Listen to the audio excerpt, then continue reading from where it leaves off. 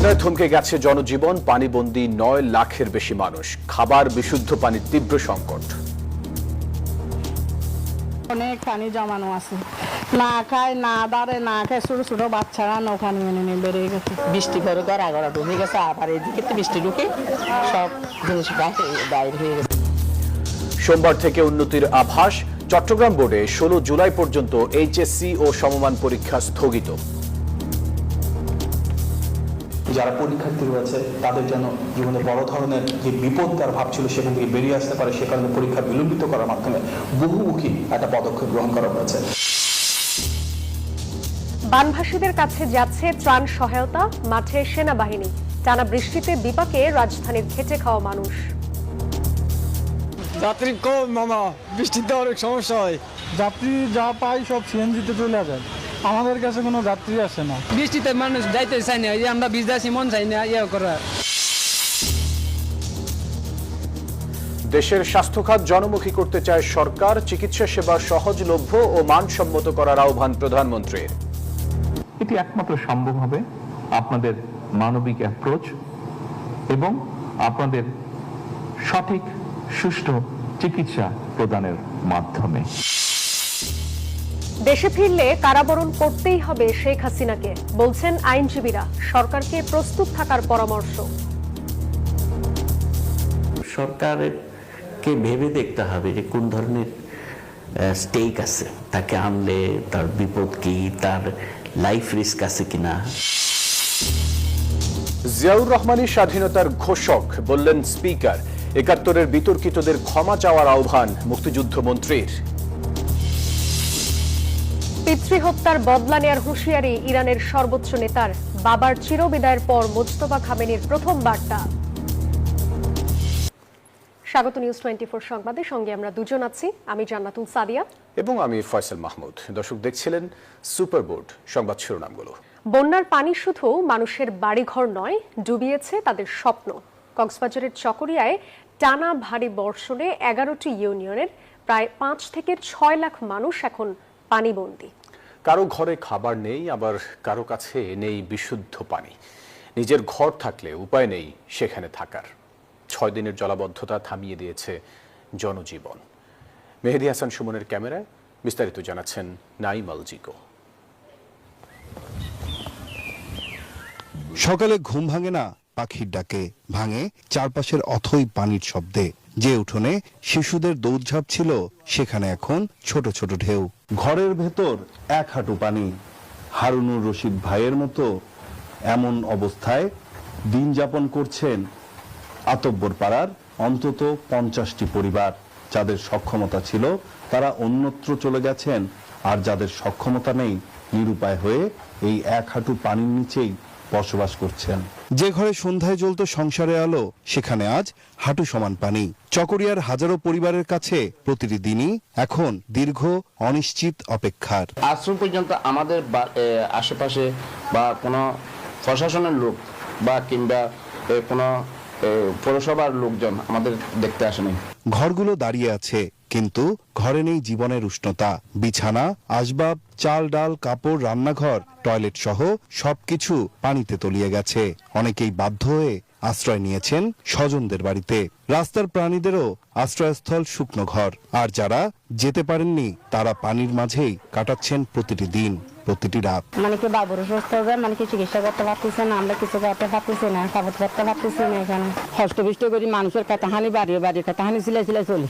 সবচেয়ে কঠিন সময় পার করছে শিশুরা। ঘরে খাবার নেই, শিশু খাদ্য নেই, নেই ওষুধ।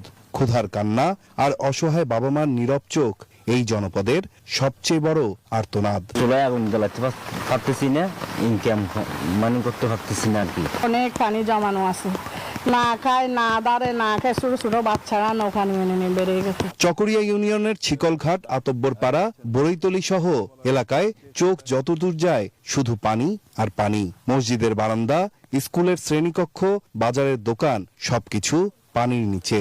এখানে এখন মানুষের প্রতিদিনের যুদ্ধ কোনো শত্রুর বিরুদ্ধে নয়, পানির বিরুদ্ধে। তারা হলো সাহায্য পাই না, বাবি কোনোদিন একটা গিয়েও পাই না এখন বৃষ্টি পরে গড়া ডুবে গেছে আবার এদিকে তো বৃষ্টি ঢুকে সব জিনিস বাইরে হয়ে গেছে। বন্যার পানি একদিন নেমে যাবে, কিন্তু এই অসহায়ত্ব আর বেঁচে থাকার সংগ্রামের গল্প চকরিয়ার মানুষের মনে দাগ কেটে রাখবে। নাইম আলচিকো, নিউজ 24, চকরিয়া, কক্সবাজার। আষাঢ়ের শেষ দিকে এসে বন্যায় বিপর্যস্ত দেশের চট্টগ্রাম ও সিলেট অঞ্চল, প্লাবিত অন্তত ৮ জেলা। বিপদসীমার উপরে 4টি নদীর পানি, এতে আরও 2-1টি জেলা রয়েছে ঝুঁকিতে। আবহাওয়া অফিস বলছে গত 2 দিনের তুলনায় বৃষ্টি কিছুটা কমেছে। ভারী বৃষ্টি কমে আসতে পারে সোমবার থেকে।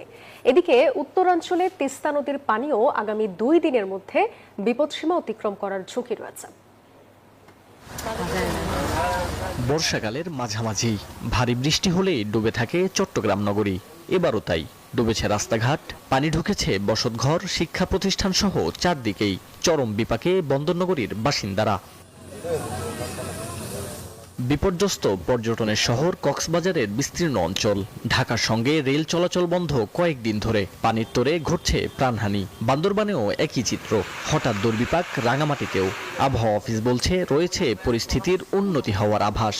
ইদানিং দেখা যাচ্ছে বর্ষার শুরুতে কম বৃষ্টি হচ্ছে, পরে যায় বৃষ্টিটা বেশি হচ্ছে। আর এবছর যেহেতু এলনিনো ইয়ারে এক ধরনের চেঞ্জ দেখা যায়, যেটা হচ্ছে ইরাটিক রেইন, অর্থাৎ শর্ট টার্মে বেশি বৃষ্টি হওয়া। দক্ষিণ অঞ্চলে বৃষ্টি অনেকটাই কমে যাবে এবং গ্র্যাজুয়ালি একটু বৃষ্টি বাড়বে আগামী 3-4 দিন। এটা বেসিক্যালি যে বৃষ্টিটা হবে এটা রংপুর, ময়মনসিংহ, সিলেট এই রিজনে। সমুদ্র বন্দরে যে 3 নম্বর সতর্ক সংকেত ছিল, এটা হয়তো আজকে আমরা সন্ধ্যা পর্যন্ত রাখবো। আমরা হয়তো এখনই সিগন্যাল তুলে ফেলবো। তবে ছোট ছোট মাছ ধরা নৌকা ট্রলারকে আমরা বলবো যে সন্ধ্যা পর্যন্ত সাবধানতা অর্জন করতে। সিলেট অঞ্চলেও হঠাৎ বন্যা। প্লাবিত সিলেট, সুনামগঞ্জ, মৌলভীবাজার ও হবিগঞ্জের বিভিন্ন এলাকা।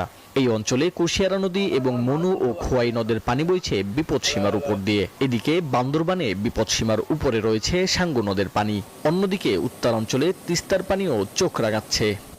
48 ঘন্টা পর্যন্ত উত্তর পূর্বাঞ্চলীয় সিলেট, সুনামগঞ্জ, ময়মনসিংহ, নেত্রকোনা, শেরপুর এবং তিস্তা অববাহিকাভুক্ত লালমনিরহাট, নীলফামারী, রংপুর, কুড়িগ্রাম এবং গাইবান্ধা জেলার কিছু নিম্নাঞ্চলে স্বল্পভাবে বন্যা পরিস্থিতি সৃষ্টির ঝুঁকি রয়েছে। দক্ষিণাঞ্চলের সঙ্গে উত্তরেও বন্যার আভাস। এমন অবস্থায় স্থানীয় প্রশাসনকে সতর্ক ও প্রস্তুত থাকার তাগিদ দিচ্ছেন সংশ্লিষ্টরা। মাহমুদুল হাসান ইমন, নিউজ 24, ঢাকা। বন্যার কারণে চট্টগ্রাম বোর্ডের এইচএসসি ও সমমান পরীক্ষা আগামী 16 জুলাই পর্যন্ত স্থগিত করেছে শিক্ষা মন্ত্রণালয়। রাজধানীর তেজগাঁওয়ে সংবাদ সম্মেলনে এই কথা জানান প্রধানমন্ত্রীর কার্যালয়ের মুখপাত্র ডক্টর মাহদি আমিন। তিনি জানান, প্রশাসন, জনপ্রতিনিধি ও দলীয় নেতাকর্মীদের বন্যা কবলিত মানুষের পাশে দাঁড়ানোর নির্দেশনা দিয়েছেন সরকার প্রধান। প্রস্তুত করা হয়েছে 1000-এর বেশি আশ্রয় কেন্দ্র। স্থানীয় সংসদ সদস্যবৃন্দ সবাই যার যার এলাকা ছুটে গিয়েছেন।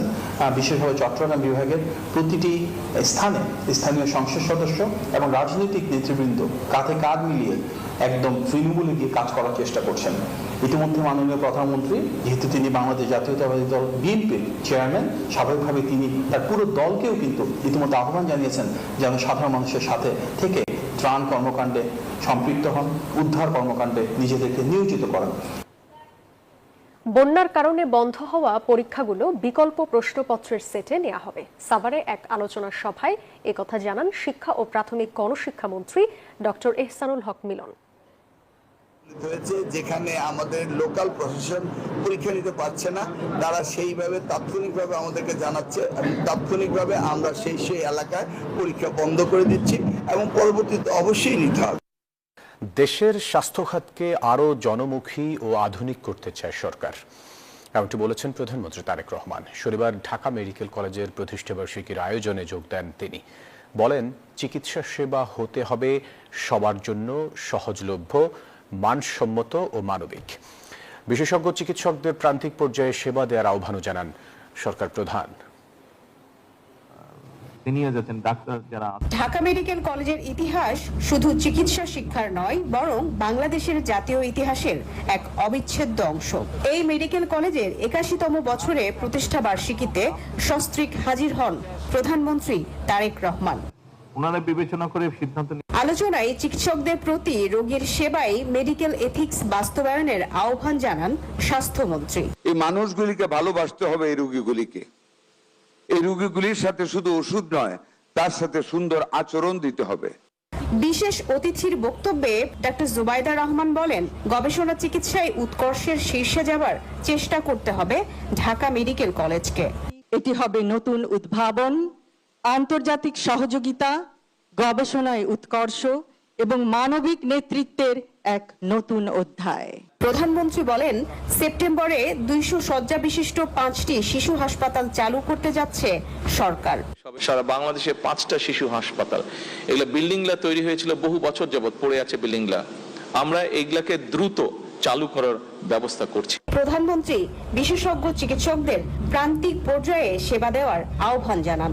এটি আমরা কোনো আইন দিয়ে করতে পারবো না, এটি আমরা কোনো প্রতিষ্ঠান দিয়ে আমরা করতে পারবো না।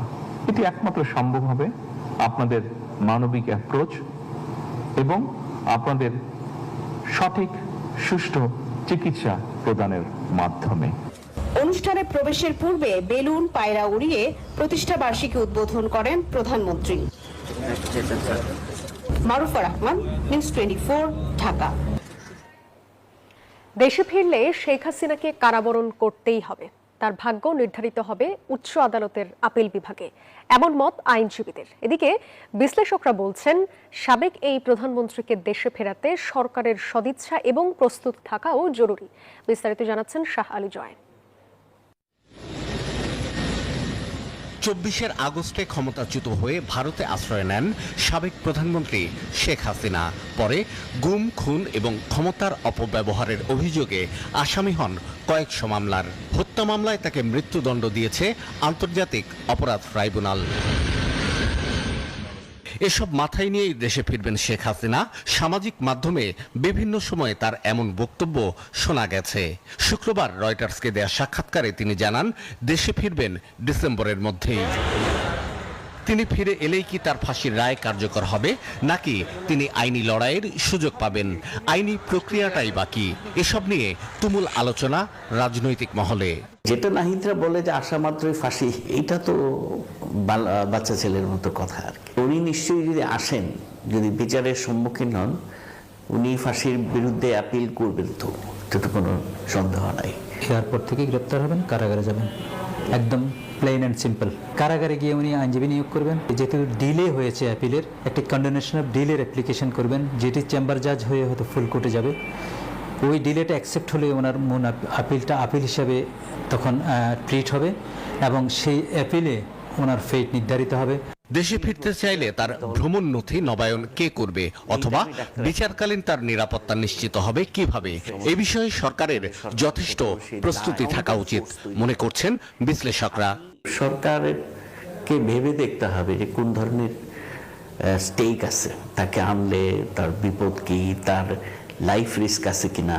ওনার যে ট্রাভেল ডকুমেন্ট যদি এক্সপায়ার করে থাকে, ট্রাভেল ডকুমেন্টে যদি অ্যানোমালিজ থেকে থাকে, এগুলো দ্রুত কিন্তু সম্পন্ন করতে হবে আইনি প্রক্রিয়ার মাধ্যমে। তারা বলছেন, শেখ হাসিনা সত্যি দেশে ফিরে আসতে চাইলে এর পেছনে কাজ করবে দেশি বিদেশি রাজনৈতিক সমীকরণ। আমাদের দেশে তো এই বড় যে ঘটনাগুলো, সিদ্ধান্তগুলো আসে, আমরা ডিপ স্টেট যেটা পপুলার হয়েছে, আমরা অনেক বছর পরে বুঝলাম যে আমাদের অনেক কিছু নিয়ন্ত্রণ আমাদের নাই। যদি এরকম কিছু ঘটে থাকে তাহলে তো অনেক কিছু ব্যত্যয় ঘটবে। সে ধরনের প্রেশার আছে কিনা সরকারের উপরে, সেটা কিন্তু সরকারের বডি ল্যাঙ্গুয়েজ থেকে বোঝা যায় না। শেখ হাসিনাকে ঢাকায় ফিরিয়ে এনে আদালতের রায় কার্যকর করার দাবি নিয়ে রাজপথে সক্রিয় অনেক পক্ষ, আর সরকার বলছে আইন চলবে তার নিজস্ব গতিতে। শাহ আলী জয়, নিউজ 24, ঢাকা। শহীদ রাষ্ট্রপতি জিয়াউর রহমানই স্বাধীনতার ঘোষক, এটি প্রকৃত ইতিহাস, এমনটি বলেছেন জাতীয় সংসদের স্পিকার হাফিজ উদ্দিন আহমদ। আর মুক্তিযুদ্ধ বিষয়ক মন্ত্রী আহমেদ আজম খান বলেছেন, ৭১-এ যারা বিতর্কিত ভূমিকা রেখেছে তাদের ক্ষমা চাইতে হবে। শনিবার রাজধানীর রাওয়া ক্লাবে এক আয়োজনে এসব কথা বলেন তারা। জাতির সামরিক সক্ষমতা ও বীরত্বের অনন্য প্রতীক ইস্ট বেঙ্গল রেজিমেন্ট। স্বাধীনতা যুদ্ধে সশস্ত্র প্রতিরোধ গড়ে তুলে বিজয়ের পথ সুগম করেন এই রেজিমেন্টের সদস্যরা। রাজধানীর মহাখালীতে রাওয়া ক্লাবে এক অনুষ্ঠানে উঠে এলো সেই গৌরবগাথা। দেশকে ঐক্যবদ্ধ রাখার আহ্বান জানান মুক্তিযুদ্ধ বিষয়ক মন্ত্রী। ৭১-এ যাদের বিতর্কিত ভূমিকা ছিল, যারা ৭১-এ মুক্তিযুদ্ধের বিপক্ষ হয়ে দাঁড়িয়েছিলেন, তাদেরকে এগিয়ে আসতে হবে জাতির সামনে তাদের এই বিষয়টাকে অকপট স্বীকার করে জাতির সামনে তাদেরকে ক্ষমা চাইতে হবে। প্রধান অতিথির বক্তব্যে জাতীয় সংসদের স্পিকার বলেন, স্বাধীনতার প্রকৃত ঘোষক শহীদ রাষ্ট্রপতি জিয়াউর রহমান। ক্র্যাকডাউনে অববাহিত পূর্বে প্রথম প্রধানমন্ত্রী তাজউদ্দিন সাহেব, আওয়ামী লীগের সাধারণ সম্পাদক, তিনি শেখ মুজিবুর রহমানের কাছে গিয়েছেন, গিয়ে বলেছেন যে পাকিস্তানের আক্রমণ করতে যাচ্ছে, দেশের মানুষ স্বাধীনতা চায়, এখনো সময় আছে, আপনি স্বাধীনতা ঘোষণা করুন। শেখ মুজিবুর রহমান সাহেব বললেন যে না, আমি বিচ্ছিন্নতাবাদী হতে পারি না, পাকিস্তান বাংলাতে আমার কোনো অবদান থাকুক এটি আমি চাই না। দেশের মানুষের জীবন রক্ষার জন্য বিপুল প্রতিরোধ গড়ে তুলেছে ইস্ট বেঙ্গল রেজিমেন্ট। এই সময় স্বাধীনতার ঘোষণা দিয়েছেন মেজর জিয়াউর রহমান, এটি হলো প্রকৃত সত্য। স্বাধীনতা সার্বভৌমত্বের প্রশ্নে এক চুলো ছাড় নয় বললেন সংসদের স্পিকার। বাংলাদেশের স্বাধীনতা সার্বভৌমত্ব অক্ষুণ্ণ রাখার জন্য সামরিক বাহিনী সবসময় এগিয়ে আসবে। শিহাব জাহিদ, নিউজ 24, ঢাকা। টানা বৃষ্টি ও পাহাড়ি ঢলে চট্টগ্রামের বিস্তীর্ণ এলাকা এখনও পানির নিচে। সবচেয়ে ভয়াবহ পরিস্থিতি সাতকানিয়া ও বাঁশখালী উপজেলায়। সেখানে কয়েক লাখ বাসিন্দা এখনও পানিবন্দী। শুকনো খাবার ও বিশুদ্ধ পানির জন্য হাহাকার বানভাসীদের। জেলা প্রশাসক জানিয়েছেন, পানিবন্দীদের কাছে পৌঁছাচ্ছে খাদ্য সামগ্রী, সহায়তা করছে সেনাবাহিনীও। চট্টগ্রামের সাতকানিয়া, বাঁশখালী, চন্দনাইশ ও পটিয়া উপজেলার বিভিন্ন এলাকায় বন্যা পরিস্থিতি ভয়াবহ রূপ নিয়েছে। 5 দিন ধরে পানির নিচে ঘরবাড়ি। এসব এলাকায় ভেঙে পড়েছে অসংখ্য বসতঘর। গত কয়েকদিন ধরে বিদ্যুৎ বিচ্ছিন্ন বেশিরভাগ এলাকা। ঘরে নেই খাবার, রান্নার সুযোগও নেই। তীব্র সংকট দেখা দিয়েছে বিশুদ্ধ পানির। তবে পানিবন্দীদের উদ্ধার করতে নেমেছে সেনাবাহিনী। পৌঁছে দিচ্ছেন প্রয়োজনীয় ত্রাণ সামগ্রীও। দেয় নাই, সেজন্য পানি এখানে আটকিল হয়েছে, পানি যাইতে পারে না। এখান থেকে পানি যাইতে পেট্রোল পাম্প দিয়েছে, পানি যায় নাই। চট্টগ্রাম কক্সবাজার মহাসড়কের বিভিন্ন অংশ এখনো পানির নিচে। এদিকে পানিতে তলিয়ে গেছে ফসলি জমি ও মাছের ঘের। চট্টগ্রাম ও খাগড়াছড়ি বন্যা দুর্গত এলাকা পরিদর্শন করে ত্রাণ প্রতিমন্ত্রী জানান, দুর্গতদের তালিকা করে পুনর্বাসনের পরিকল্পনা করা হচ্ছে। অন্যদিকে বিদ্যুৎ প্রতিমন্ত্রী জানান, প্রত্যন্ত অঞ্চলে ত্রাণ পৌঁছাতে কাজ করছে সরকার। আমাদের কাছে পর্যাপ্ত ওষুধ আছে, সিভিল সার্জন বলা আছে, হিল রেডি, মোটামুটি প্রকৃত যা প্রয়োজন সেখানে যেন প্রত্যেকের কাছে যেন এটা পৌঁছায়, সেটা নিবিড়ভাবে পর্যবেক্ষণ করবার জন্য সংশ্লিষ্ট ইউনিয়নদেরকে নির্দেশনা দেওয়া হয়েছে। বন্যার পানিতে ডুবে এ পর্যন্ত চট্টগ্রামে মৃত্যু হয়েছে 4 শিশুর। Desk report, news 24। সকাল থেকেই রাজধানীর আকাশ ছিল মেঘাচ্ছন্ন, কখনো গুড়ি গুড়ি, কখনো মুষলধারে বর্ষণ। বৃষ্টি মাথা নিয়ে ঘর থেকে যারা বের হয়েছেন তারা পড়েছেন বেশ ভোগান্তিতে। দিনমজুর এবং খেটে খাওয়া শ্রমজীবী মানুষ বিপাকে পড়েছেন সবচেয়ে বেশি। মেঘলা আকাশ, কখনো ছিপছিপে গুড়ি গুড়ি, আবার কোথাও ঝুম বৃষ্টি। হুটহাট নামা এই বৃষ্টি মুহূর্তেই ম্লান করে দেয় কর্মব্যস্ত মানুষের সারাদিনের পরিকল্পনা। যানবাহনের জন্য রাস্তার মোড়ে মোড়ে ছাতা মাথায় দাঁড়িয়ে থাকতে দেখা যায় অনেককে। গণপরিবহন কম থাকায় অফিসে বা গন্তব্যে পৌঁছাতে গুনতে হচ্ছে বাড়তি ভাড়া। যাতায়াতের ভোগান্তি তো আছেই। বৃষ্টিতে সবচেয়ে নিষ্ঠুর ধাক্কা লেগেছে খেটে খাওয়া মানুষের জীবনে।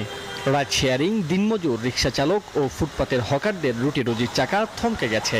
এখানেই প্রায় 1-1.5 ঘন্টা হয়েছে, তো কোনো ভাড়া পাই না। এখন দেখি যদি পাবো, না হইলে চলে যেতে হবে। ভাড়াও গাড়িলে 1-1.5 ঘন্টা চলে যা, এরপর জামে খাড়াই থাকতে। সাইডে কোনো কাজ কাম নাই, বাধ্যতাভাবে রিক্সা নিছি, রিক্সাও খেয়াপও নাই। ব্যবসা অনেক সমস্যা, সবারই, আমার না সবারই সমস্যা ভাই, অনেক সমস্যা। মাল তো বাড়ি করতেই না, মাল গাড়ি লোড করতেই না। এই যে মাল নিয়ে বাইরেছি, মাল বেচতে পারতেছি না। ঘুরতেছি সকাল থেকে পর্যন্ত মনে হয় 50 টাকা বেচছি। আকাশের এই মেঘ আর বৃষ্টি হয়তো প্রকৃতির নিয়ম, তবে কর্মহীন হয়ে পড়া মানুষের কাছে এমন আবহাওয়া বেঁচে থাকার লড়াইয়ে এক চরম দুর্ভোগের নাম। মাহমুদুল হাসান ইমন, নিউজ 24, ঢাকা। তিস্তা মহাপরিকল্পনা বাস্তবায়নে কোনো টালবাহানা নয়, প্রয়োজন কার্যকর পদক্ষেপ, বলেছেন জামায়াত আমির ও বিরোধী দলীয় নেতা ডক্টর শফিকুর রহমান। রংপুরে 11 দলের সমাবেশে এই কথা বলেন তিনি। সীমান্ত হত্যা বন্ধে আরও যথাযথ উদ্যোগ নেওয়ার তাগিদ দেন তিনি। গণভোটের রায় বাস্তবায়ন সহ 4 দফা দাবিতে রংপুর জেলা স্কুল মাঠে 11 দলের বিভাগীয় সমাবেশ। আয়োজনের শুরুর কিছুক্ষণ পরই নামে অঝোরে বৃষ্টি, এর মধ্যে চলতে থাকে কার্যক্রম। জামাতের আমির ও বিরোধী দলীয় নেতার বক্তব্যে উঠে আসে গণভোট, তিস্তা মহাপরিকল্পনা, পুশিন ও সীমান্ত হত্যার প্রসঙ্গ। এই গণভোট বাস্তবায়নের দাবি থেকে সরিয়ে নেওয়ার জন্য অনেক কথা বলা হচ্ছে। পরিষ্কার কথা, আমরা জাতির সাথে বেইমানি করতে পারবো না। নির্বাচনের আগে জাগো বাহে তিস্তা বাছা, কিন্তু তিস্তা নিয়ে এই বাজেটে 10 টাকারও কোনো অ্যালোকেশন নেই। আমরা আর কথার ফুলঝুড়ি শুনতে চাই না, দেখতে চাই না, আমরা বাস্তব পদক্ষেপ দেখতে চাই। সমাবেশে এনসিপির আহ্বায়ক ও বিরোধী দলীয় চিফ হুইপ বলেন, শেখ হাসিনার জন্য ফাঁসির দড়ি নিয়ে অপেক্ষা করা হচ্ছে।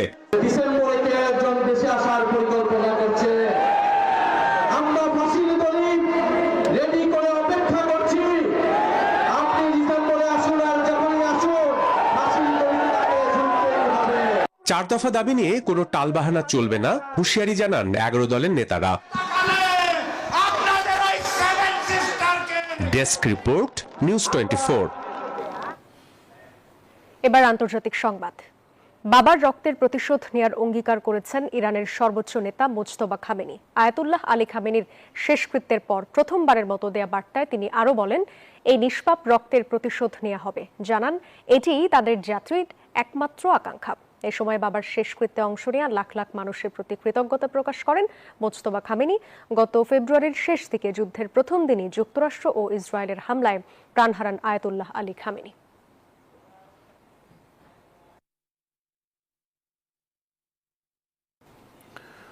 যুক্তরাষ্ট্রের শান্তি আলোচনার টোপ আর গিলতে চায় না রাশিয়া ও ইরান।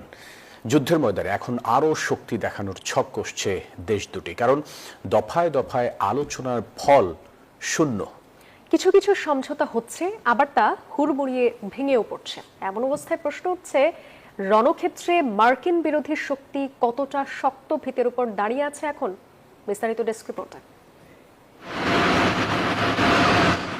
একদিকে ডোনাল্ড ট্রাম্প, অন্যদিকে ভ্লাদিমির পুতিন, বিশ্বের সবচেয়ে শক্তিশালী দুই দেশের নেতা।